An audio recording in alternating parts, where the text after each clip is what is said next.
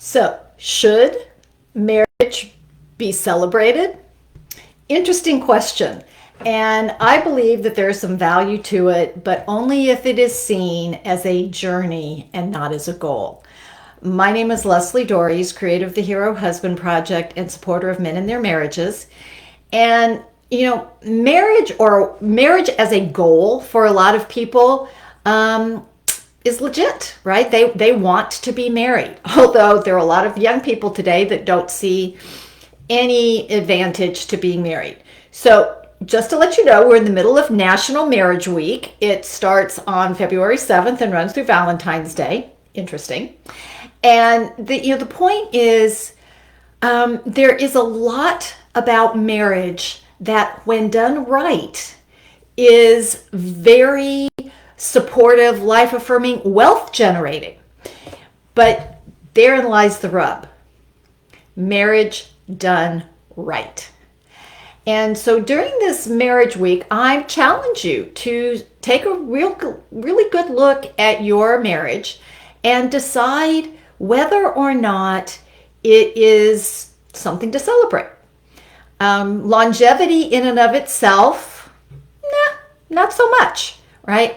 I have had the honor of meeting a couple who have been married for almost 70 years. They're 91. And they started out not necessarily having a great marriage. It was very traditional. He worked, she raised the kids, and it hit a point where she felt very alone and very isolated being a stay-at-home mom. And he was focused on climbing the corporate ladder, nothing wrong with that, except that they had lost touch with each other. And they went to a marriage encounter and learned all kinds of things. And one of the things they learned was to write each other a love letter every single day. And they've been doing that for over 45 years. And Joe says it takes 10 minutes. And his challenge to all the husbands out there is, do you not have 10 minutes a day for your wife? And I'd argue the wives would have the same thing. And I get it. People celebrate the wedding. We have the wedding industrial complex. Billions of dollars every year are spent on weddings. Marriages, not so much. But the goal of a wedding is only the beginning. And it's a journey. You are sharing your life with somebody. You are learning how to interact with somebody. You are counting on that person to be in your corner. Hopefully you're in their corner.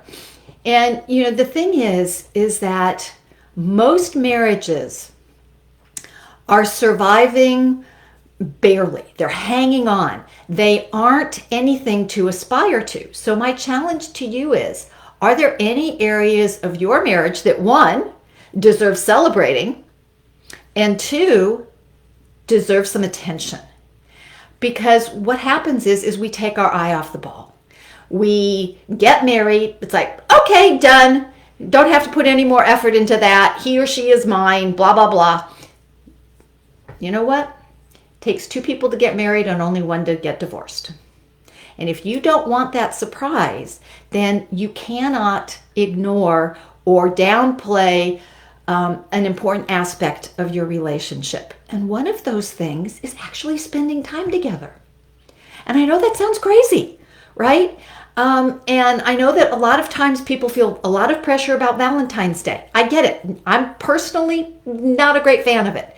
I think that we should be showing love and kindness and consideration and generosity to our partners 365 days out of the year, not just one. Or this year we get 366 because it's a leap year. And the idea isn't that, I know that there are some people that want you to go all out for Valentine's Day, but I'm going to tell you, daily doses of love, caring, and attention will always outweigh one or two yearly grand gestures. And the challenge becomes, what can you do between now and Valentine's Day, or between now and the end of the year, or between now and your anniversary, or between now and whenever, to where you will step up and be the loving, caring, kind, respectful, attentive husband that you want to be and your wife wants you to be. And by the way, I'm not letting women off the hook. They need to do this too. I get it that a lot of women don't do things for Valentine's Day. I get it that they think it's the man's job. No, it isn't. Love is universal. Love goes both ways. Men want to feel loved and respected and appreciated and cared for in the same way that women do. It is not an either or, it is a both and. And I challenge you that if you are struggling in any aspect of your marriage, I don't care how great the rest of it is, you're going to be in trouble in that respect. And that's not to diminish that things are good. That's great that they're good. But if you've got an area that needs attention, it's like saying, well, yeah, overall I'm healthy, except for that little thing about liver cancer. You're not healthy. And your marriage isn't going to be healthy if it sits on the back burner and only gets enough attention to keep it surviving.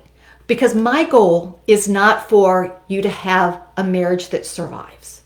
My goal is for you to have one that thrives, that fills you with a sense of care and love and connection and ownership and interaction.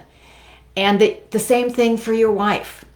So I invite you to go to my website and take my 5-minute relationship quiz to see where your relationship is and where there might be some need for a little bit of loving attention. You can find that at www.theherohusbandproject.com. And I also invite you, if you are interested in getting more intimacy in your marriage, to join me on my masterclass, which will be Saturday, February 10th. It's called Intimacy Unleashed, and it's about how to create that deeper connection that carries your marriage through the tough times and really makes you feel like you're part of something that's wonderful. So those are my, and I'm always also open to having any conversation with anybody who wants to not just have an okay marriage, but one that really lasts over 60 years and is the envy of all of your friends. So hopefully you found this helpful. And until next week, stay loving.